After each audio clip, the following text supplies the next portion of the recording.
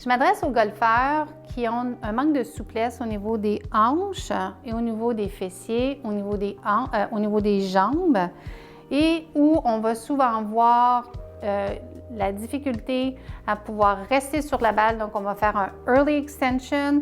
Les gens qui vont avoir une tendance à slicer, si vous êtes droitier, la face de la balle, du bâton reste ouverte. Puis, on a de la difficulté à arriver à faire le transfert de poids. Donc, notre séquence kinématique, comme j'en ai parlé dans la capsule juste avant, va faire que si j'arrive pas à avoir le transfert qui va se faire lorsque le bâton est en haut et que mes hanches ne sont pas capables de déclencher, c'est extrêmement difficile de créer un élan qui va être productif et souvent on va énormément se blesser la région lombaire. Donc, ce que je vais vous demander à la maison, on va commencer à préparer la saison, soit que vous prenez un bâton ou vous prenez un balai à la maison. OK? Alors, je vais vous demander de placer votre bâton au sol. Et le premier exercice qui est tout simple, on va venir activer 10 mouvements au niveau de la hanche. Je ne veux pas que ce soit un mouvement qui soit trop lent. Je vous demande de bien contracter le bas du ventre et les fessiers et je vous demande de le faire 10 fois de chaque côté. On reste droit, on reste stable. Et si c'est trop facile pour vous, ce que je vous demande de faire, c'est de tenir le bâton levé ou les mains sur les hanches. Ça va? Le deuxième exercice, vous allez rester toujours en stabilité. Vous allez prendre la jambe et vous allez venir amener la jambe de côté 10 fois.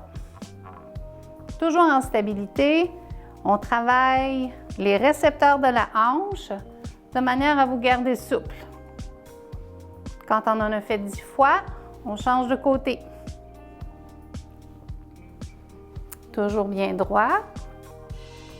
Et c'est sûr que quand on y va de côté, c'est beaucoup plus difficile de rester sans appui. Fait que je vous recommande de toujours avoir un appui.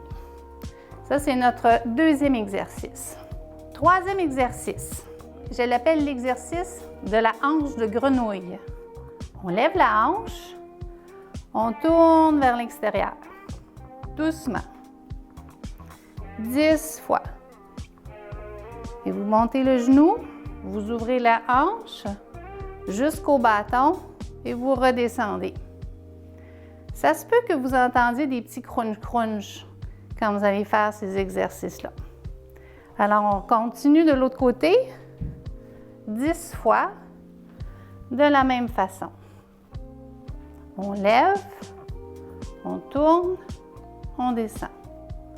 On monte, on tourne, on descend pour 10 répétitions.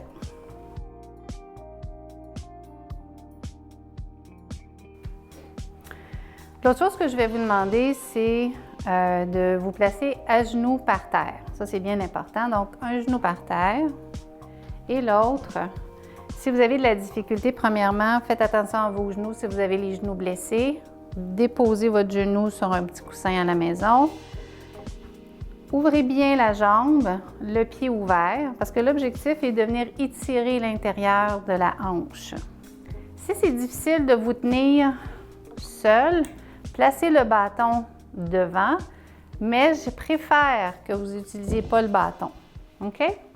L'objectif est d'amener et de pousser le genou vers l'extérieur et de revenir rapidement. On descend, on met du poids, on sent l'étirement intérieur de la hanche et on doit pousser, remonter rapidement. Donc, assurez-vous que vous n'avez pas de problème au niveau de la hanche. Demandez à votre chiropratien de bien vérifier la mobilité de la hanche avant de faire ça. Sinon, venez me voir à la clinique. On descend, on pousse rapidement. On descend, on pousse rapidement. Ça va?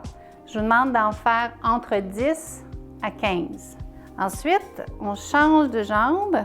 Puis souvent, ce qu'on va s'apercevoir, c'est que la jambe qui est en avant, qui termine l'élan, a souvent beaucoup moins de souplesse. Donc, portez attention, ça se peut que vous sentiez beaucoup plus d'étirement et de tiraillement lorsque vous allez faire l'exercice. Alors, bien à genoux. Si vous avez mal aux genoux, vous mettez un petit coussin. Vous ouvrez la hanche.